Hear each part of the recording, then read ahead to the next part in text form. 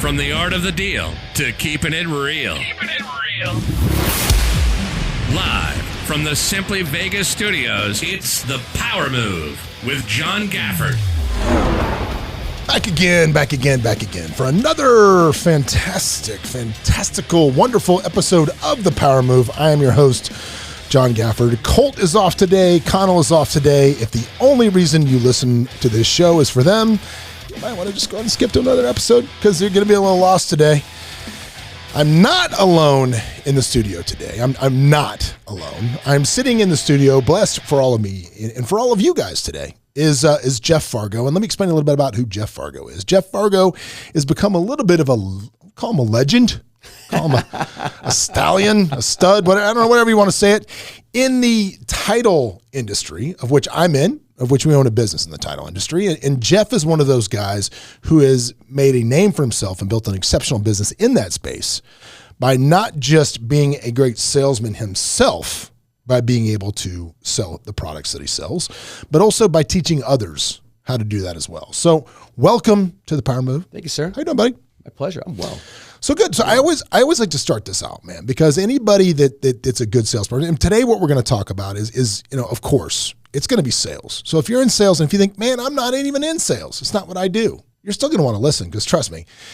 Oh yeah. It's Friday. It's today. I don't know what day you'll hear this, but if you're going out tonight and you're a single person and you're going to walk up to somebody of the opposite sex at a bar, absolutely, you're in sales. Yeah, you're in sales, buddy. So you might want to listen to just get all some y'all tips are in on sales. This.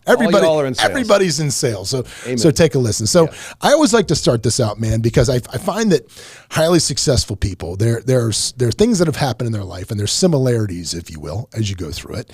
So I'd like to start out with when you were young, man, talk about your background, where you grew up, your family, all that stuff. Where does it start for Jeff? Where's it start? Born in Manhattan, New York City. I was there until I was 6. And then upstate New York, my family controlled 80% of all the commercial lakefront property on the north shore of Canandaigua Lake, which is number 2 per linear foot in terms of expense behind Lake Tahoe nationwide. My grandfather did all of it, starting from nothing. And so growing up, we owned an amusement park, 24-unit college housing complex, a 32-pad trailer park, 500-seat banquet facility. Wow. Okay. That's how I grew up. That brings me. Well, that brings my first. That's the first set of questions. Bananas. That's the first set of questions. Then. Yeah.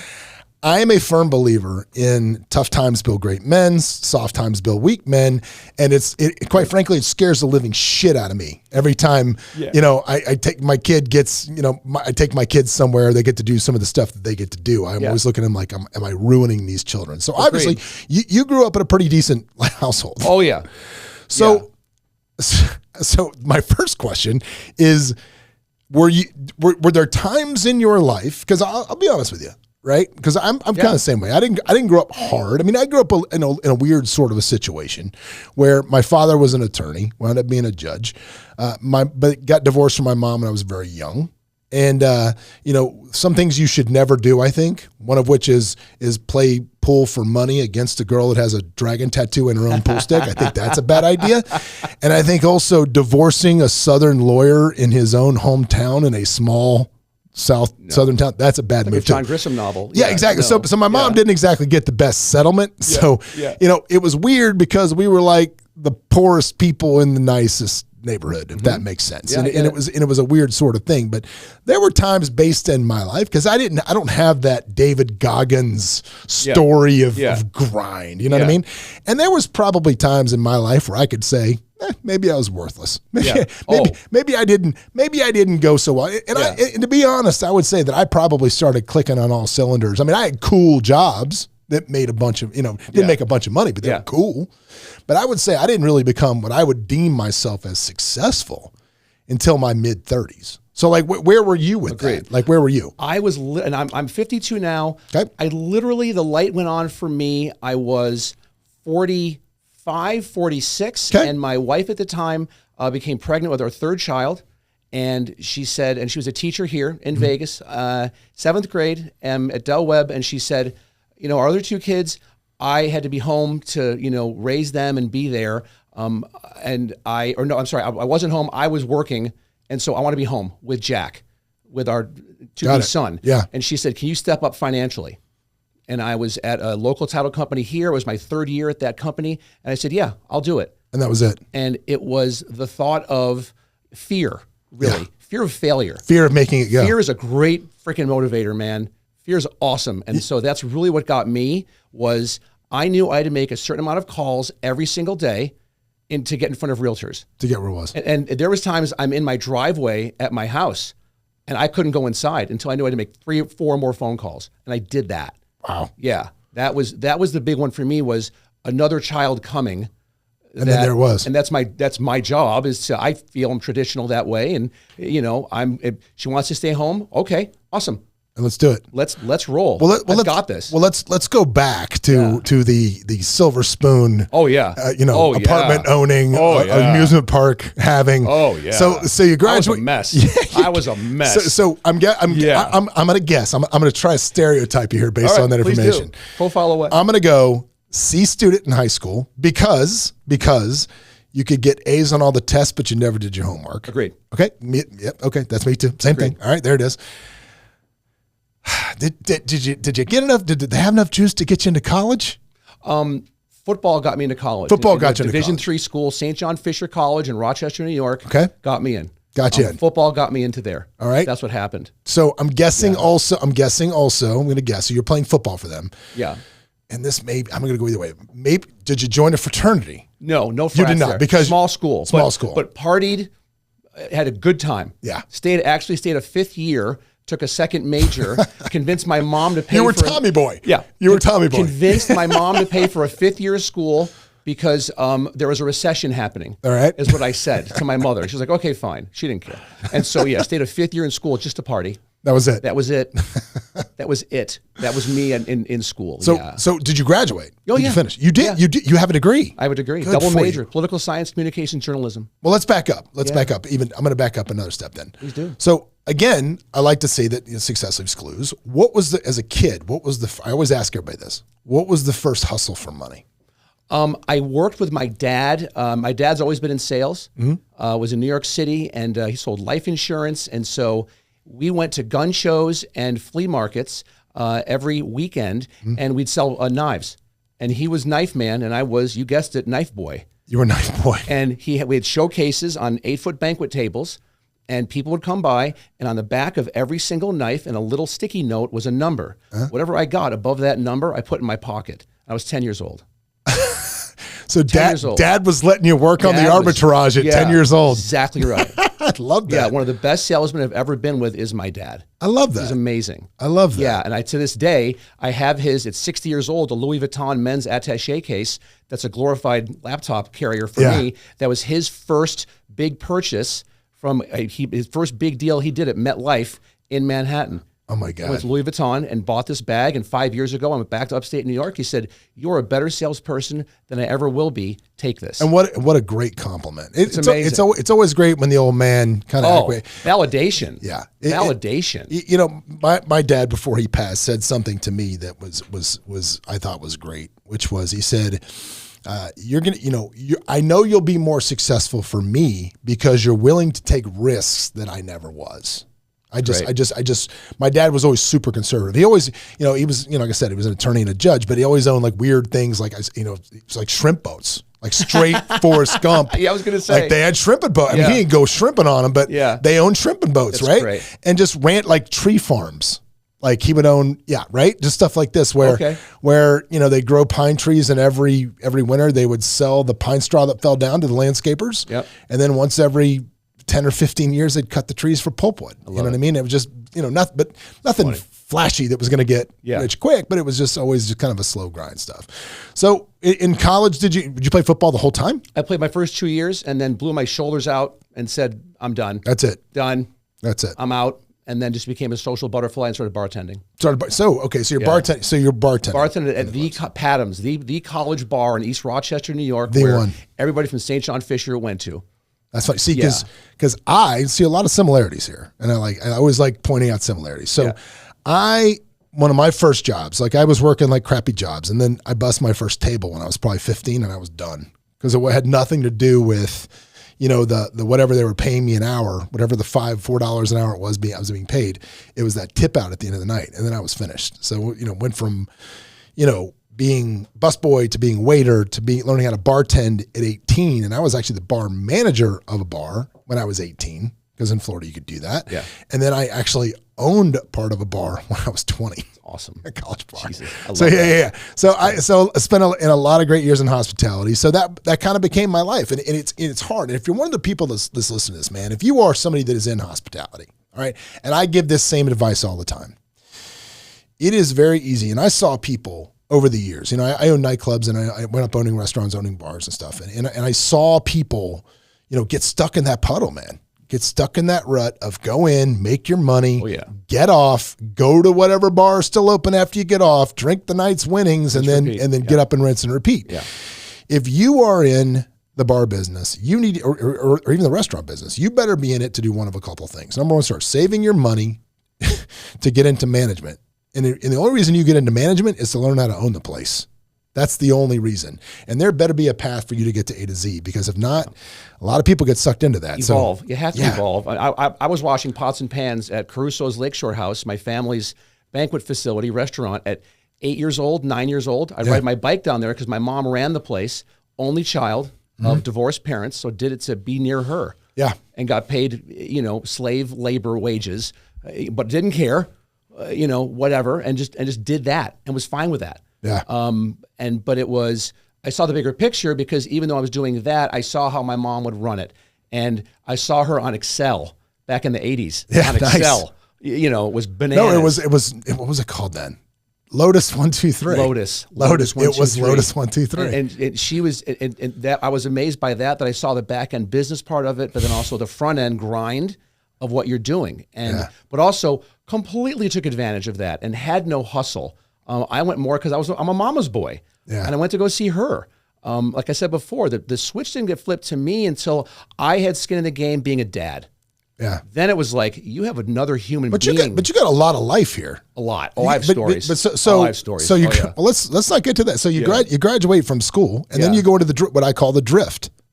This is your drifting. You go into a period of drift.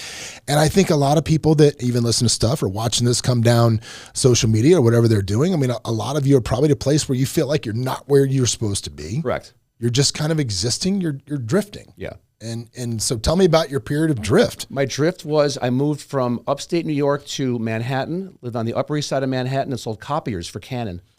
For Canon copiers for 2 years, door to door in the garment district. And I was knocking on doors. They thought I was immigration because I'm a briefcase with a suit, and it's these sweatshops, right? And it's real, man. Like the steel door would open, they'd look at me and slam the door. I'm like, I just want to sell you a fax machine, man. I don't know what you got going on in there. But so let's talk about a tough sell. Step one, run off half of their workforce accidentally, and now I'm here to sell you. A copier. I just want to sell you a copier. I don't know. I have season tickets to the Yankees. You want to come to a Yankee game with me? Yeah. Let's go. And so I did that for about 2 years. And so going back to my mom took over from my uncle and grandfather, everything. And I started with college housing. She put me in the Brentwood Apartments, is where I started at 22. Yep. 24 unit college housing complex. And she said, you're managing this. Yeah. And she's great. She goes, it's yours. We'll go over P&Ls monthly. The only advice I'm going to tell you is don't diddle the tenants. That's it. And so that went out the window in about 30 seconds. Actually, no. Didn't? I didn't. Good for you. I was good. I was good. For you. I have ridiculous willpower. I don't know how. Were you married at this point, or were you just single? Single, and I was 22 years old. Yeah. And 23, and running and it was 50% occupied. After my first year, 100% occupied, cash cow, rolling. See, I had a friend of mine whose dad owned a place in Orlando called Collegiate Village Inn. It was exactly the same thing. He did not take that advice. Yeah, that's the thing, is that with college housing, it's lucrative, but you can't. You can't cross that line. Well, he got what I like to call the Peter Pan syndrome. Oh, yeah. Where he's like 20. He was like Matthew McConaughey in Days of Confused. Like, this year's a crop of freshman chicks. Exactly. Yeah. That's the route he went. That's awesome. So how long did you do that? How long did you stay there? 13 years. 13 years. So 13 years. Yeah. So what point? So now you're mid-30s, early 30s. Early 30s, yeah. What point did you meet so I'm guessing that was part of a pivotal thing. So then I was dating a girl at that time in Canandaigua, New York, who I knew I'd never marry. She was awesome. And she said, one day, I'm moving to St. George, Utah. I said, where the hell is St. George, Utah? And she said, 2 hours outside of Vegas. I go, oh, I love Vegas. Yeah. And ADHD, I'm like, let's go take a look. I'm bored. Yeah. I was at a point in my life where my phone calls got returned. I had a big Rolodex. I had people in Albany, and the minority leader of the assembly was one of my best friends. So I knew people, and I was bored. Yeah. A massive fish in a small pond, and so went to How much were you making financially at this point? maybe $150 a year. Okay. So Well, not chicken feed. No, not bad. And this is 2004. This is 2005 money. Okay. So Yeah, pretty good. So not bad. Pretty good. Was happy. Was content, but didn't know the world that much because I was always in either a little bit of New York City, but mostly just Western New York. Yeah. Going to Buffalo Bills games in the middle of winter. Yeah. Seeing people play flag football with their shirts off in December. Yeah. Like, what the hell's going on? It's so funny, man. Those mafia. At one point, I worked for a corporation. I had to move around a lot, and one of the places I spent a lot of time in the Midwest, and I realized what a hard place that is to kind of move or even escape, because like most people live in those parts of the world. Like you grow up, you buy a house 7 blocks away from mom and dad. Yeah. You marry the girl you went to high school with. You're still hanging out with the same people, and That's it just your groove, man. It just it's rinse and repeat, man. It just never changes. Draft so getting beer out of that, draft beer, prime rib buffets. And, Gonna join the Moose Lodge when you're 35. Go to Fish Fry. Elks Club. Elks. I was in Elks because they had great spaghetti. Their spaghetti dinners that were great. So I was just like, okay, let's go check out St. George. Went there, interviewed with Coldwell Banker Commercial, and they like on the spot were like, get over here. We think you're great. Went back and talked to my mom. Helped her. We sold off. I think it was probably $5 to $6 million. Ended up selling off. Gave 90% of the money went to her. Yep. Take it. And then I like that, because you say it's like it was so easy, and people are probably listening to this right now like, okay, let me get this straight.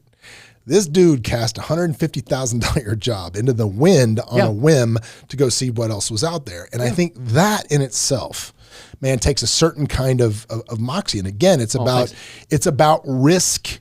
It's about risk analysis and risk reward. Agreed. So when you're making that decision, I think that decision is very interesting. Take me back to walk me through making that decision.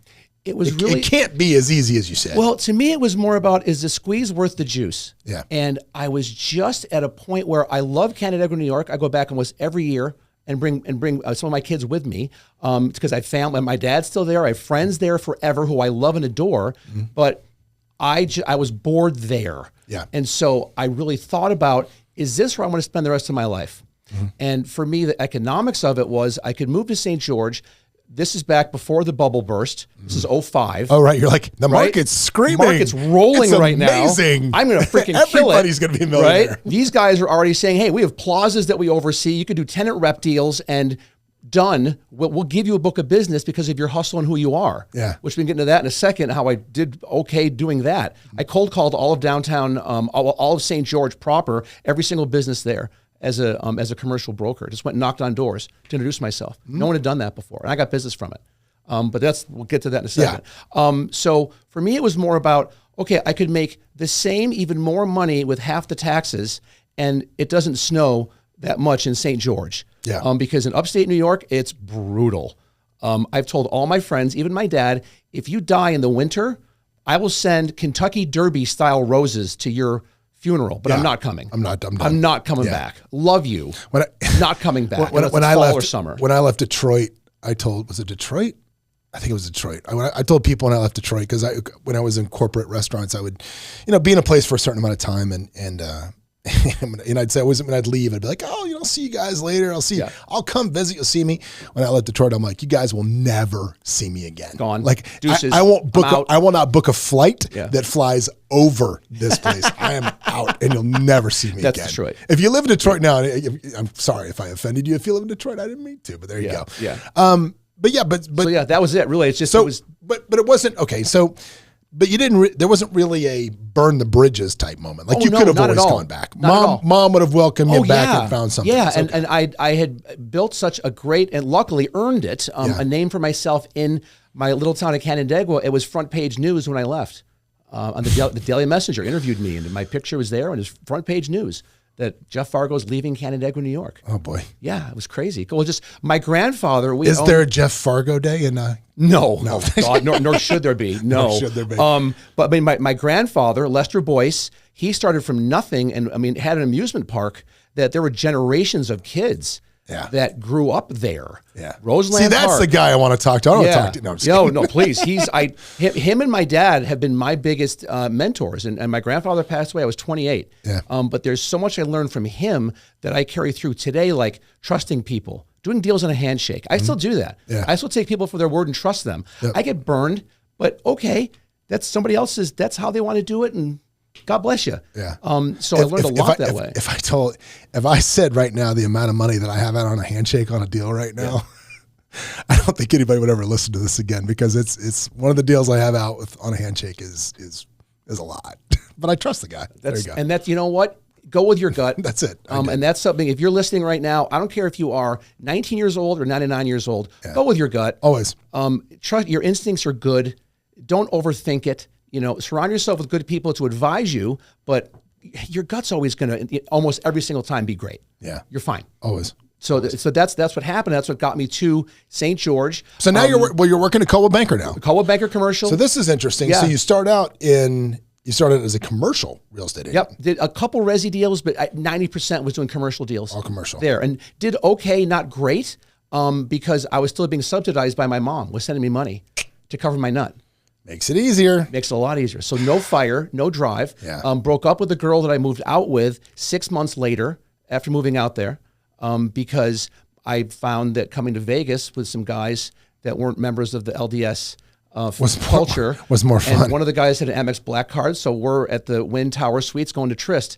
Getting the grotto over on the side. I loved Trist. Going to getting the grotto place over on the left-hand side on the water. I know what you're talking about. And doing that, and a boy from Canandaigua, New York, and doing that all of a sudden, you're like, whoa. Bright Lakes, big city, buddy. What's going on with this? And next thing you know, a 5'10", leggy blonde takes me to dance on the dance floor, and we're doing shots of Cuervo on the dance floor, and I thought I was a king. And then she says, you want to go up to my room? I go, yeah. She goes, okay, it'll be $2,000. And I thought, welcome to Vegas, I'm like, folks. wow, you're going to pay me $2,000 to go upstairs with you? She's like, no. I'm like, oh, okay. Oh, yeah. So that was like, wait, you're like, I see what's going on Country here. Mouse Wait going a to see second. the City Mouse. And I was like, okay. So that woke me up to Vegas really quick. Yeah. I see what's happening here. Yeah. Had about a year of that and got bored of that, and then ended up actually converting, and I was Mormon. They got me. Whoa. Yeah. LDS. Really? Yeah. I went to one of the guys in my office and I said, how come you guys are happy all the time? What is it? And they said, oh, I go, well, listen, don't give me the Book of Mormon. Yeah. I have ADHD. There's not enough pictures in there. Hit me with the highlights. They got me with Mormonism for Dummies. It's a book. There's a book called Mormonism for Dummies. Yep. Got me. So you get so are you still in the LDS church? No. I left 2020. 2020. Yeah. I bounced January of 2020 when COVID was just rolling out. Yeah. And so became a member of the church, then met my wife online on an LDS website, my now ex-wife, but that's how we met. Oh, wow. Yeah. Yeah. And she's great. And we have, I have a bonus daughter. She had a daughter from before. She's a widow and had a daughter from before who was 6 years old. And Izzy's now 19 and goes to UNLV and is awesome. We go for petties. That's her currency. That's her current We thing. go for pedicures. And then we had Alexandria. Alex is going to be 13 in July. And then Jack is 6. Nice. Yeah. Well, question. Did you ever do exceptionally well as a realtor or as an agent? I always did okay. I was doing stuff as a realtor. I did stuff in Canandaigua. I did stuff in St. George. Was out of the box. Yeah. But I was way ahead of everybody else in terms of knocking on doors and farming and consistently staying in front of people. That's something that if the systems were in place, like there weren't CRMs back then. There was nothing, You're talking about 05, 06 that time. Yeah. I remember coming to Vegas. I moved to Vegas. I already had a real estate license, and I had I gotten a license after I was on The Apprentice, and then we sold out of my tech firm, and then I was basically sitting at home, and the girl that won my season, The Apprentice, was like, "Oh, get a real estate license; it'll be fun." That's how I got in the business. Yeah, and we were doing condo conversions for Sunvest all over the place. If you remember them. And of course, moved here and met a girl. But anyway, when I first moved out here, coming out of the tech world that I was into Vegas here, like I built a website just out of Flash. It was a recruiting website. It was a recruiting Flash, and I was like the first person to know how to use email spiders and stuff. And I crawled what was then the GLVR, because they didn't realize that if you put everybody's email address up there, you could just crawl and grab them all. Grabbed them all down, had an email server, and I was the first person like hammering everybody. So I moved out here, started a team, and just because I was good at that stuff, I hired like 25 people in like 2 days. Right. And I had no lead source. I had nothing. I didn't Doesn't matter. And it just figured it out. And I'm proud to say that business is still alive today, and it's still here. That's so hysterical. what's funny, but yeah, that's funny that we did that. But yeah, having those advantages and doing those things. So at what point did you find title insurance as being the niche, man? I was ended up getting out of real estate when the bubble burst. So 08, 09. What'd you do during that time? Went back into food and beverage, and my wife and I at the time opened up Fargo's drive-through in Santa Clara, Utah, right next door to St. George. Okay. And I think it was 2010. I won like 8 awards for St. George Magazine. It's like Best of Las Vegas kind of thing. And so I was best chef. I have no culinary training. It's all marketing. It's all semantics. Yeah. It's all I put a ballot on every single tray, or every order that went out, and highlighted every single category that we qualified for. Right. Best milkshake, best lunch, Just best make French sure you fries. vote them all. And then I did it and won. It was asking for the votes. It was hysterical. And the thing with the restaurant business is it becomes your mistress. For anyone that's been in it, and so it's also, so you're there all the time. Yep. You never see your family. Nope. And it's feast or famine every single day. The Widowmaker. Yep. And so it became great, then not so great. But also, I have a background in digital strategy and digital marketing. I was doing stuff on America Online back when we owned the college housing complex. And I had tenants of mine doing testimonials on their America Online pages saying, hey, I stay at the Brentwood Apartments. If you're going to Felix Community College, call Jeff Fargo. Here's his phone number. I was getting business that way. Yeah, it was before anybody even thought to do that. Anyone knew it. And so I did that and grew a sizable Facebook business page. Just before you could do Facebook ads, before anybody organically could, or not, smaller people. Like I wasn't Ford Motor Company. Yeah, you could actually compete. So they wouldn't talk to me. But I could, if we were having a slow day, push something out and go, print this out, bring it in, and get a free small milkshake with any purchase. Next thing you know, 20 people would walk in the door. I was like, holy crap. Works for me. Pretty cool. And so I've always been in that space and always been, and that's evergreen. Yeah. And I went from that to doing stuff on MySpace to Facebook. And now I'm, YouTube, and I'm massive on Google. I do Google reviews. I'm over 8.5 million views on my reviews on Google. I play very well in the Google ecosystem.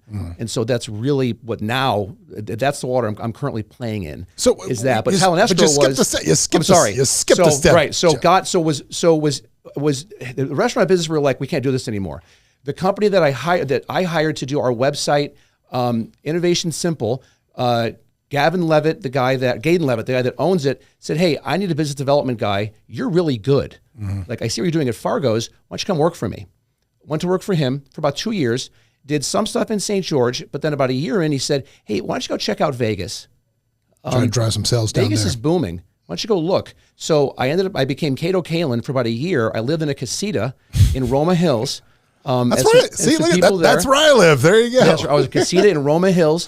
What street? What street do you live in? I was there for, I don't remember anymore. I don't. I'd have to look it up because I was there for a year, and I'd stay here for the week and then go back to St. George on the weekends to be with my family. And I worked for this is back when the Chamber of Commerce here was above the Apple store in Town Square. Yep. And I became the guy that I'd sit in their like common area on my laptop whenever they bring in new members.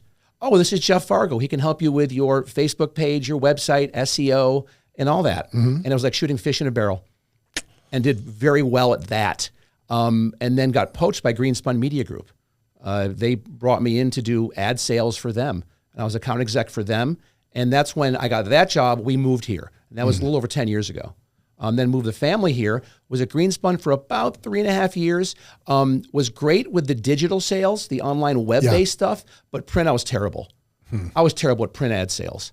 And found out very quickly. Is it because you didn't believe in it? I'm just not a fan of it. It's just antiquated. The ROI, for me, the ROI wasn't there, and it was a hard sell. Yeah. There were some great people. My boss was amazing. Good company.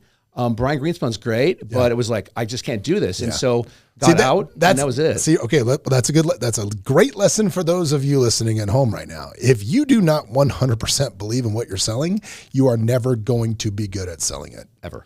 If you are, like, for example, I think this is a problem that a lot of realtors are having right now, is because they're having this crisis of confidence because they don't understand how to present the current market conditions to people as a good time to buy a house. And I think the answer to that question is, and I'm going to answer that question, which is, it's not always a good time to buy a house. And it's the truth. What you have to do is you have to find out your client's wants and needs. You have to understand that if they're going to hold the house for longer than 7 years, if they're like, I need a house for 2 years, it might not be the best idea. But if they're going to be there for 7, interest rates come, interest rates go. They're buying the house. If you rent, you're still buying a house. You're just buying the landlord's house, if you say that. And it may make sense, but it's a case-by-case informational basis. But I think too many people, in whatever they do, get this blanket opinion and don't look for individual situations. So I love that you said that you couldn't sell the print because you didn't believe in it. Couldn't do it. Because it's the same with anything. You're never going to be good at selling shit you don't believe in. They fired me. Best thing that ever happened to me was being fired from Greenspun, and they should have. Yeah. And so got out of that. I worked for about 3 months for a commercial real estate software company. They were still scaling up, and so that didn't work. And then I was on unemployment for about 4 months. Ended up watching all of Sons of Anarchy, and got addicted to the Ellen DeGeneres show. I got a question. What was because I've never done this, and I'm curious. What was the psyche like? What did it do to your self-esteem? What did it do to your psyche? What did it do to you as a person? It was a gut punch to do that. It really realigned my ego. Yeah. Being in sales, we all have that bravado. Sure. We all have that presence that we walk into a room with the smartest guy in the room. Of course. That always happens. And when that happens to you, where you're not the smartest guy in the room because we're firing you, it's very humbling. And you tend to take a step back and audit what you bring to the world. What is it that you do? And you kind of do a SWOT analysis to say, all right, what strengths, weaknesses, opportunities, and threats? Yeah. What is it that I'm bringing to the world that I can help make money off of what I can do? But also, what can't I do? It's okay to say no. Any of my clients here, I tell all of them, the most powerful word you have in your lexicon is no. Just because we live in Las Vegas, prostitution's not legal. You don't say yes to everybody because they're going to pay you. You just don't do that. Don't do that. You don't want to be that person, regardless of if you're in real estate or not. If you're in sales, you don't want to do that. And so that was a big one for me. Started taking indoor cycling classes. And did it put you in like a depression? Did you go into quicksand? Did you? Yeah, I mean a little bit. But what I did is one day went with my wife at the time, took our daughter to the Henderson Multi-Generational Center to do a pottery class. Right next door was a guy doing indoor cycling. I was at the time, and then I was 75 pounds heavier than I am now. Started taking classes there, and he was the sales manager for one of the biggest title companies in the country, and was here in town. And after about 4 months, he said, hey, why don't you come be a rep for me and do title and escrow? And I said, I know nothing about title and escrow. Nothing. And he said, neither did I 13 years ago, and now here I am. We'll train you. You know marketing, you know real estate. And I like you as a person. So he brought me in. And that's that's how it started. And they gave me a long leash to run on. I started doing Periscope videos. And this was 7 years ago. So I was going into some of the biggest agents here in town. Kids are like, what the hell is a Periscope? Oh, yeah. They have no idea. Owned by Twitter, shelf life of 24 hours. Come and go. Yeah. But it's the original Facebook Live. Yeah. Let's just say that. Yeah, there you go. Right? That's and I ended up getting into, I met with Florence Shapiro and Ivan Shearer, and I said, hey, I know that you already have escrow and title relationships, but I have a marketing tool that you're not using. And you guys are really good at what you do. Can I just come to some open houses and just start doing some Periscope videos? I'm like, yes, absolutely. Next thing you know, it ramps up. And they start seeing what I'm doing. Other agents are seeing what I'm doing. So that's an interesting thing you just said. So if again, there's always, I look for the little lessons in the stories, man. I look for the little lessons. And I think that's a great lesson, which was, for those of you that don't live in Las Vegas, he threw some names out, which was Florence Shapiro and Ivan Shearer. And Florence has passed away since. Ivan is now the sole master of that craft or of that business. But you're talking about Ivan is the biggest luxury agent in Vegas. I mean, he's a monster business. Yeah. Monster business. And Ivan's a wonderful human. He's one of my friends. And you're a brand new guy in the business. And if you're in sales, take that story to heart, because what he did was he had enough belief in what he could offer this person that it didn't matter. These were the number one people. It didn't matter. He had enough belief in what he had to go right to the top, because here you are going from nobody knows who the hell you are to now you're in these videos with the top two people in our industry at that time in Vegas. And how much easier was it to climb down than it was to climb up? Infinitely easier. Infinitely easier. I always try to go to the top decision makers. I'm a confident guy, and I'm not going to waste anybody's time. I'm very tactical with my time. I tell everyone, defend your calendar. Always defend your calendar. It's okay to not take a meeting with somebody. Yeah. Vegas is the biggest waste of time ever with events and everything else that goes on here. Pick and choose. I normally don't take meetings unless there's an agenda. Right. I just want to do it. You need to be strategic with what you're doing. And so that was my approach. And when I'm going to all these top producing agents and brokers in town to say, hey, I have the full faith and backing of a $8 billion company is what I'm working for, but I'm not going to walk in with bagels and, and a lunch and learn. And here's some, here's sandwiches and a desktop calendar. Here's our app. No, I'm just not going to do that. We have all that stuff. It's great, but no, I'm going to do something that's ground and pound right now, going to help you with your business. I'm going to listen to you also. I mean, sales 101 is find the pain, sell the pain. That's it. So what struggle are you dealing with? I always say a challenge. I don't say problems. Problems are insurmountable. Challenges can be overcome. What challenges are you facing right now in your business? And I listened. And if I can help, I will help. And I will even maintain a relationship with you weekly, monthly, whatever, to be your accountability partner to help you become better and evolve at your business. That's what I do. And I'll never judge you. I'll never lie to you. And also whatever we talk about stays in complete confidence. I tell everyone I'm from New York. I have a big trunk and a shovel and where all the freaking bodies are buried, man. I know. But when you work with me, I don't share with anybody else. I don't have to. So essentially, it's funny. For the agents, I mean, we're kind of going fast forward a little bit, but that's okay. Yeah. So for those of you who aren't in the industry, aren't in the real estate industry, you don't know what we're talking about. So title insurance and escrow is a part of the process, and it is a very lucrative part of the process. And title companies hire reps to go out and solicit business from really the realtors, because trying to go consumer direct, it's a product that doesn't make sense to market consumer direct because it's purchased so infrequently. It's just every time you buy a house, which is on average 7 years for people. Yeah. So it just doesn't make sense. Like if you go to somebody right now and ask them what was the name of the title company closed out, they probably don't remember, idea. Right? So you market to the source of the deal, which in most cases is the agent, right? So rather than an amateur would walk in and try to expound all of the brilliance of their product, of what it does. For example, I'll give you a better example. I just went to right before I met with you, somebody from my neighborhood. I don't list property anymore unless it's in my neighborhood. It's the only place I list homes personally, just because I want to protect the value of my house by not having some numbnuts that doesn't know what they're doing give a house on my neighborhood. Exactly right. So I got a call right before I came here, and I stopped into a house and walked around and looked at the house, and it's a total flip, gut redo, and it's good. And the guy wants a lot for foot with it. I mean, he wants to crush a record in there per foot. At the end of it, I said, I can come back later. I just want to see the house today. I said, I can come back at some point and do a whole dog and pony show, but we all do the same shit. Amen.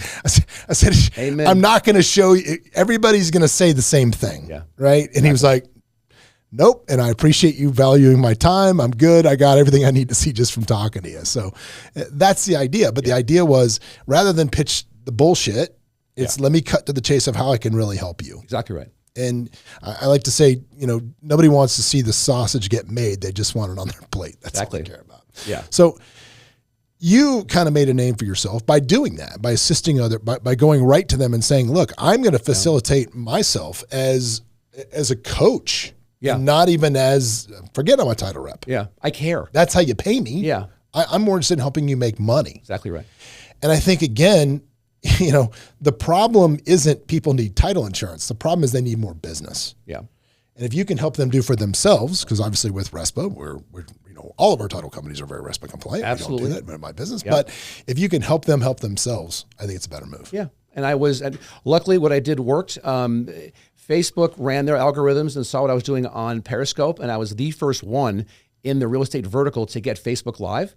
And so what I did was took the entire realtor roster from here, Galvar roster, dumped it into a target audience, all the email addresses, and did a video campaign of me saying, hi, I'm Jeff Fargo with blah, blah title. And if you're seeing this, I can help you get in front of the exact people that need to work with you. Click below for more information. How much do you miss the targeted audience in Facebook? I could do lines of credit people had opened. I could get someone that went to Stanford for their master's, owned a Parrot, drove a Buick. God, that when they pulled the good old days. that down, that was the hardest. Part of me died. Part of me died. It did. A little part of me died when that happened. And even and that's I try to combat it a little bit with geofencing. Yeah.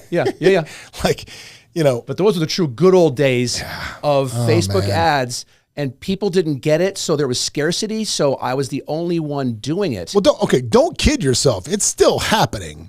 Just the average Joe just doesn't have the money to make that happen, and they don't know to do retargeting campaigns and all that. But you and I, even being good at this, we don't have that, but that's still happening. And so that was, to me, that was huge. It was good enough for me that I was recognized my third year, DPK award at First American Title, recognized top 1% in the nation from what I did, because my year over year increase in revenue was like 108% or 110% increase in revenue. And it was all digital strategy. Yeah. And I was the only guy in town beating that drum. And I still, that's my jam. Yeah. But it's much more than Facebook now. It's almost everything. Yeah. At 52 years old, I'm on TikTok doing dance videos with my 12-year-old daughter, which are freaking hysterical, and I love it. Yeah. But it's putting yourself out there. Now it's all video. Everything. With everything now is video is evergreen content, and people are so afraid of judgment, especially realtors, that they won't do videos. And I find crazy. It's bananas. I find that to be crazy. Agree. I mean, obviously, we're sitting in a studio in my real estate company, which is open for all of our agents to use, but we build it for that reason. We're very much on that same thing. You have to be putting out videos literally every day. Yeah. Everything from YouTube to short tail stuff on Instagram, TikTok, Snap, Facebook, everything. You need to be omnipresent in front of your audience and always building your audience. For people out of market, I always use the analogy about Glenn Lerner is the big personal injury attorney because you know his jingle. Everyone knows his freaking jingle. And I tell everybody, you need to be the Glenn Lerner of your SOI in your neighborhood. That when they wake up in the morning and they go to bed at night, they are seeing you, hearing you, they get a voicemail drop from you, a mailer, an ad somewhere, an email, a text, something. Every day they're getting that from you. Yeah. Because even though you're going to buy or sell a house once every 5 to 7 years, you're going to know someone that wants to move here. Or someone in your neighborhood wants to move. You go, you know what? I want to call John Gafford. I don't know him that well. Yeah. We bought a house from a couple of years ago, but this son of a bitch is sending me something every day. Yeah. Well, don't kid yourself. All the clients that we work with know who we are 5 years later. I know know who we are. But that's a lot of agents. That's the challenge they have. They don't do it. What is that? What's the figure? It's something egregious. Like 85% of people don't use the same agent twice. Yeah. It's like 85%. It's bananas. Which is 100% not based on the job that you did. Yeah. It's on the job that you stopped doing. Correct. Going forward. If you want to keep your clients, you can't stop recruiting them after the sale. You've got to continue. That's when it begins. You've earned the right. Yes. You've earned the right. It's so much cheaper to keep a previous client than it is to get a new one. Yeah. And yet people don't do that. Yeah. They don't do that. Yeah. All right. So if you had to give any bit of advice to somebody, if they're, you've done a lot, you took a lot of chance, you did this, but let's talk about if you had to give one solid piece of advice to anybody because there's going to be some job change, man. There's going to be the people are going to get laid off. And I'm telling you right now, if you have a job that is a line item on a P&L somewhere, and as the market changes, there is somebody. Let's just we'll make this as ominous as we can. There's somebody in a dark room, and they've got a red pen. Oh yeah, and they're looking down the P&L and they see, what is this number? Yep. What does this person do? And then they're going to strike it. And there's a lot of people that are going to get redlined off of P&Ls. Yeah. And a great place for you to land if you're moving out is in the sales industry. Because, again, if you're in the sales industry, you can pay for yourself. You can justify your own existence. All day. So if I'm somebody that's thinking about getting in the sales industry, give me a couple things that I have got to know if I'm thinking about making that jump. Don't sell me. Yeah. Don't expect to sell me. Earn that right. You want me to talk about me. Because that's the best thing I could talk about is me. So have zero expectations to close anybody, especially in the beginning. Form the relationship. Pour a solid foundation where you're helping them. Help them out. There's people to this day, if I see on Facebook they're sick, I'll send them chicken noodle soup. Amazon Prime. Done. 2 hours. It's there. With zero expectations. Help people. But not just, if you're selling widgets, they might not need your widget at that point in time. Yeah. Right? But they're super cool. And you have other things like you're both parents or you both like certain things. You both play golf together. Build that foundation and be a good person. Just karma.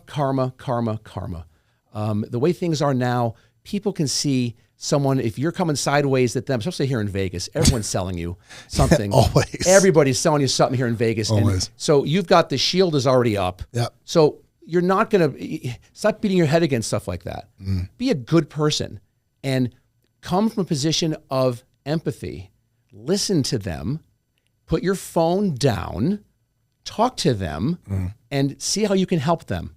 Yep. With zero expectations of benefiting yourself from that.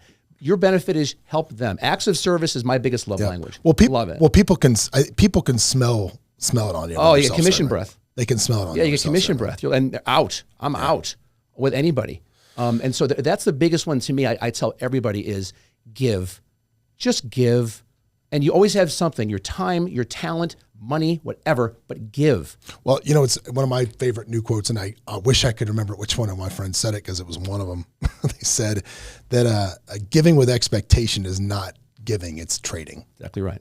And I exactly right. So just, we all have something, and it could be just your attention, because we're all fighting battles and wars on a daily basis. We're all waging those. And for you to come into someone's life could be for just a few minutes of positivity, and you're listening to them, give them a hug. You could turn them around. Leave them better than you found them. Exactly right. That's how you do it. So to me, that's it. All right. Well, if they want to find more of you, Jeff, where do they find you on social? Where can they connect with you? Jeff.Fargo, Instagram, TikTok. I'm all, just Jeff.Fargo, and you can't miss this, See, that's another good tip. Beautiful giant head. Everything should be consistent across all your social platforms. Jeff.Fargo. That's it. That's it. I love that. All right. Well, if you're listening to us on one of the podcast apps, either Apple or Spotify, make sure you give us a 5-star review, because the more reviews I get, then the more people we can get in here to help you guys. And if you're watching us on the YouTube, make sure you give us a high review, like, comment, subscribe, and do all those things. But anyway, Jeff, thanks so much for stopping by, man. My pleasure. I love the nuggets of wisdom. I love all of those things. And remember, guys, if you're gonna move, keep moving forward. We'll see you next time.